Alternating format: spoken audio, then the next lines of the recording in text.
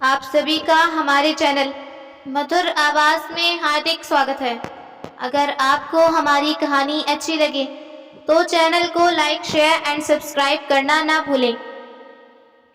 अपनी पत्नी विमला जी की मृत्यु के बाद राम सिंह जी बहुत अकेले हो गए थे।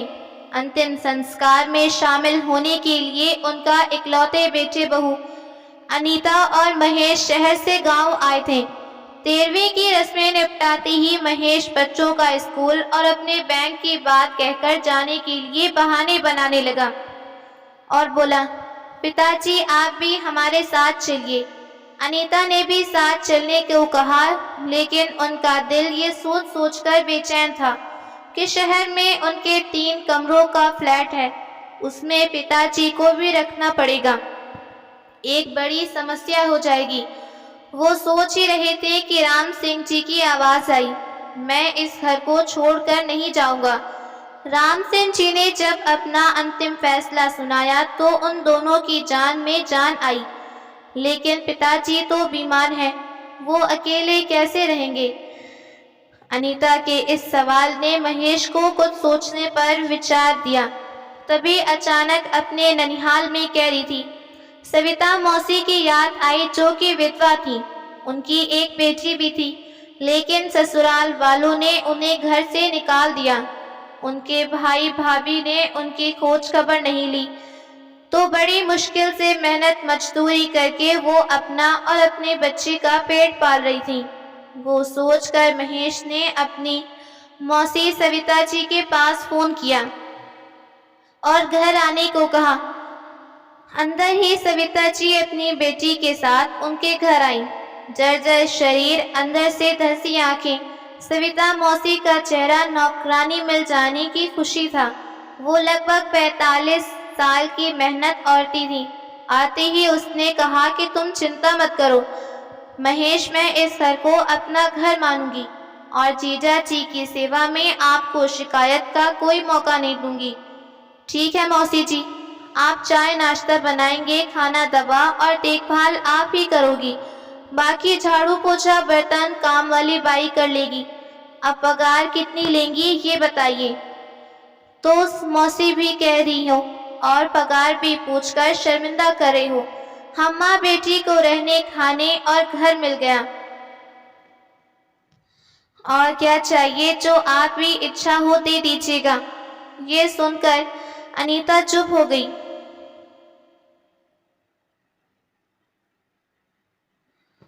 पापा की सेवा करना, लेकिन वो असमर्थ था। अब कोई मामूली रकम में उस कर्तव्य की भरपाई कर रहा था, तो इससे अच्छी बात उसके लिए और क्या हो सकती। इधर राम सिंह जी गमगीन थे। एक तो पत्नी का शक, ऊपर से बेटे बहू और बच्चे सब जा रहे थे। अनीता ने धीरे से महेश के कान में कहा, मम्मी की अलमारी में साड़ियाँ, जेवर और दूसरी कीमती सामान है।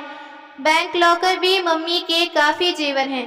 पिताजी अब घर में अकेले रहेंगे, इसलिए हमें उसकी चाबियां ले लेनी चाहिए। उसकी बात सुनकर महेश ने मुस्कुरा कर कहा, अलमारी और लॉकर की चाबी कभी नहीं देंगे। अचानक तुम्हें जेवर कपड़ों की चिंता क्यों होने लगी? धैर्य रखो, सब तुम्हें ही मिलेगा।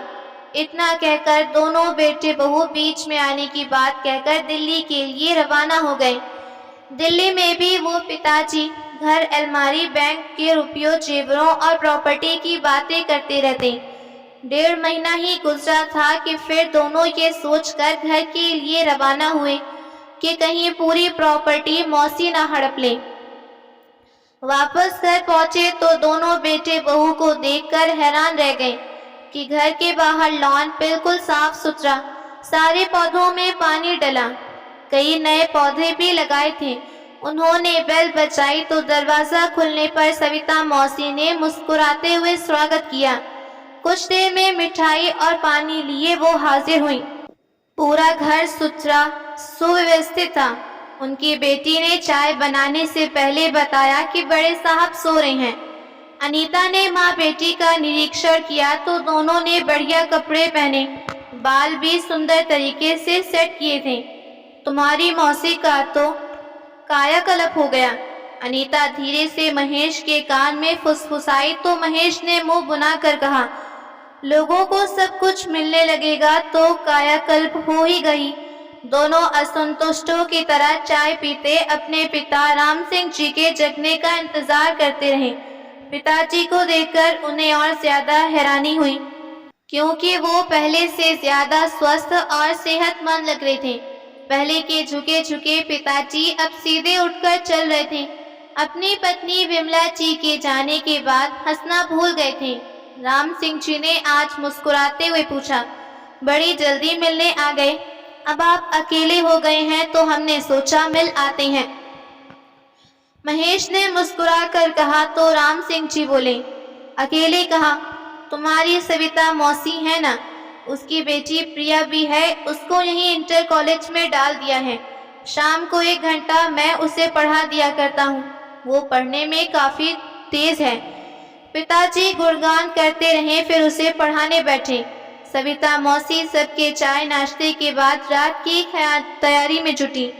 सब कुछ ठीक था, लेकिन महेश और अनीता असंतुष्ट मुद्रा में थे और अब तो पिताजी को उनकी कोई जरूरत भी नहीं थी। रात को राम सिंह जी ने सीरियल देखते हुए सविता और उसकी बेटी से बात करते रहे। जीवन से निराश पिताजी को जीने की वजह मिल गई। रात में खाना खाते समय सब चुपचाप थे। खाना बहुत कम मिर्च का था, पर बहुत स्वादिष्ट था। सविता मौसी एक एक गरम रोटी आग्रह कर खिलाती रही। मनीष और अनीता संदेह भरी नसों से सविता जी को घर रहे थे। रात में टीवी कार्यक्रम की चर्चा सविता जी और उसकी बेटी प्रिया से करते। राम सिंह जी कई बार बेटे बहू की मौजूदगी भूल गए। नाती पोतों का हालचाल भी नहीं पूछा। रात में सोते समय महेश अनीता से बोला, अगर हम उसी समय पिताजी को साथ ले चलते, आज वो इस तरह माँ बेटी से इतना बोल ना पाते। अरे यहाँ क्या बुराई है, स्वस्थ हैं, हट्टे कट्टे हैं, खुश हैं, वहाँ 3 कमरों के डब्बों में कहाँ एडजस्ट करते। रमेश उस पर चिल्लाकर बोला, तुम मूर्ख हो, तुमसे बहस करना बेकार है। अरे मामला हमारे हाथ से निकल रहा है, मुझे ही कुछ करना होगा। अब क्या करोगे तुम? अरे तुम ही कहती थी ना कि इस बंगले को बेचकर दिल्ली में अपने फ्लैट के ऊपर एक शानदार फ्लैट बनाओगी और बाकी रुपया पैसा बच्चों के नाम फिक्स कर देंगे। हाँ हाँ, लेकिन अभी संभव नहीं, अनीता ने कहा तो महेश कुछ सोचते हुए बोला, पिताजी दिन प्रतिदिन स्वस्थ होते जा रहे हैं, उनके मरने के इंतजार में तो हमारी उम्र बीत जाएगी। ऐसा करते हैं, हम उन्हें अपने साथ दिल्ली ले चलते हैं। जैसा तुम ठीक समझो, मैं किसी तरह एडजस्ट कर लूंगी। अनीता ने मुंह बनाकर कहा। उसे सास की अलमारी की भी चिंता थी, जिसमें कीमती गहने और अन्य सामान थे। उन्हें देखभाल की इसकी बेहद इच्छा थी, लेकिन सासू माँ के रहते वो इच्छा पूरी नहीं हुई और अभी हालात उनके अनुकूल नहीं थे। अगले दिन दोनों ने सविता मौसी की सेवा देखा। नाश्ता खाना, पिताजी के सारे कपड़े, बेडशीट तो यादी धोना, फिर उनका हल्का नाश्ता बनाना, यानी चपाती, सब्जी, ताज़ा मठे आदि। लेकिन सविता मौसी ने महेश अनीता के लिए अलग से देसी घी का हलवा बनाया। सबने मजे लेकर खाया। पिताजी के स्वास्थ्य में निरंतर सुधार का कारण क्या है, वो इनकी इतने सेवा कभी कर ही नहीं सकता। तभी हिम्मत जुटाकर उसने कम शब्दों में पिताजी को बांधने की कोशिश की। पिताजी, आप यहाँ कब तक दूसरों की दया पर निर्भर रहेंगे? हमारे साथ दिल्ली चलिए ना, वहाँ नाती पोतों के साथ मिलेगा तो आपको अच्छा लगेगा। सब साथ रहेंगे। मैं किसी की दया पर निर्भर नहीं हूँ। सविता यहाँ काम करती है, मैं उसको पैसे देता हूँ। वहाँ तुम्हारा घर छोटा है, मेरे आने में तुम लोग मुश्किल में पड़ोगे, इसलिए तो अपने फ्लैट के ऊपर एक और वैसा ही फ्लैट बनवाना चाहता हूँ। महेश ने तुरंत उनकी बात को बीच में काटते हुए कहा। तो राम सिंह जी ने जवाब दिया, बिल्कुल बनवाओ पिताजी। मैं सोच रहा था कि इस बंगले को बेचकर जो रकम मिलती है उसी से फ्लैट बनवाते। महेश ने धीरे से कहा तो राम सिंह जी बोले, मैं अपने जीते जी ये बंगला कभी नहीं बेचूंगा। तुम लोन लेकर अपने बलबूते पर फ्लैट बनवाओ। आखिर बैंक ऑफिसर हो, अच्छा कमाते हो। राम सिंह जी का जवाब सुनकर महेश बोला, लेकिन पिताजी, 2 घरों की देखभाल करना मुश्किल हो जाएगा। उसकी चिंता तुम मत करो, राम सिंह जी ने कहा। तो एक आशा खत्म होने के बाद महेश बेचैन होकर बोला, अच्छा वो सब तो ठीक है पिताजी, लेकिन कम से कम अलमारी और लॉकर की चाबी दे दीजिए। अनीता अपने साथ मम्मी के गहने और कपड़े ले जाना चाहती है। तुम्हारी पत्नी के पास कपड़ों और गहने का अभाव तो नहीं, कम से कम मेरे मरने का तो इंतजार करो। पिताजी का जवाब सुनकर महेश और अनीता मायूस होकर रह गए। रात में अनीता ने कहा, महेश पिताजी, कहीं सविता मौसी से प्रेम का चक्कर तो नहीं चला रही। महेश को अनीता की बातें स्तरहीन लगी, लेकिन वो चुप रहा। अगले दिन उन्होंने सविता मौसी को अपनी माँ की साड़ी पहने देखा तो हैरान हो गए। आप में बड़ा परिवर्तन आता है, सविता मौसी मौका देकर महेश ने पूछ ही लिया। उस वक्त उसके पिताजी वहां नहीं थे। कैसा परिवर्तन बेटा? मैं तो वैसी ही हूँ जैसे पहली थी, सविता मौसी ने विनम्रता से कहा। आप काम वाली कम और घर वाली ज्यादा लग रही हैं। ऐसा कहकर पाप का भागीदार ना बनाई, हम तो मालिक की सेवा में लगे रहते हैं। इसलिए दया के भाव से विमला बहन जी की 2 साड़ी दी। सविता मौसी ने उनके घिनौने आरोप को अपनी विनम्रता से ढकने की कोशिश की। महेश और अनीता के ईर्ष्या संदेश से चलते मन को तनिक राहत मिली, लेकिन पीछे खड़े राम सिंह जी महेश की इन बेतुकी बातों से चिढ़ गए। बेटा, बाप की मौत के बाद ही तो बेटे की ताजपोशी होती है। तू तो मेरे जीते जी बेचैन हुआ जा रहा है। महेश कैसे कहता कि कमजोर पिताजी को सविता मौसी अपने परिश्रम से दोनों दिन स्वस्थ और सेहतमंद करती जा रही हैं, तो दूर दूर तक उनकी मौत के असर नजर नहीं आ रही और उसके गाड़ी वाले और बैंक बैलेंस आदि के सपने धराशायी हो गए। पापा के जीवित रहते ही वो उनसे सारी संपत्ति हथियाना चाहता, पर अपने पिताजी के अड़ियल स्वभाव के कारण संभव नहीं था। रात के खाने के बाद साधारण बातचीतों ने झगड़े का रूप लिया। महेश अपनी असलियत पर उतर आया। पिताजी, कहीं आप दूसरी शादी के चक्कर में तो नहीं? अगर ऐसा है तो इससे शर्मनाक कुछ हो ही नहीं सकता। ये सुनते ही राम सिंह जी की बोलती बंद हो गई। वे हक्के बक्के अपने इकलौते बेटे का मुंह देखते रह गए, लेकिन फिर जल्दी ही संभल कर बोले, आज तुझे अपना बेटा कहते हुए शर्म आ रही है। एक निस्वार्थ औरत जिसने तेरे मरते बाप को आराम और सुख के 2 पल दिए, तूने उसी के ऊपर घिनौना आरोप लगाया, साथ ही अपने जन्मदाता को भी शर्मसार किया। अब मैं तुझे एक पल भी यहाँ बर्दाश्त नहीं कर सकता। सुबह होते ही अपने परिवार सहित यहाँ से चले जाओ। ऐसे बेटे से तो निसंतान होता बेहतर है। पापा के इस रूप को देखकर महेश की सिटी पिट्टी गुम हुई। अगले दिन दिल्ली लौट गए। फिर 1 साल तक उसने अपने पिताजी की कोई खोज खबर नहीं ली। सविता मौसी खुद फोन करके पिताजी की खबर देती रहती।